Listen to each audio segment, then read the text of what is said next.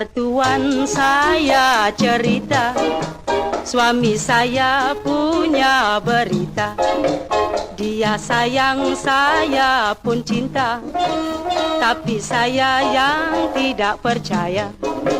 Bila dia pulang dari kerja, mukanya masam semacam cuka.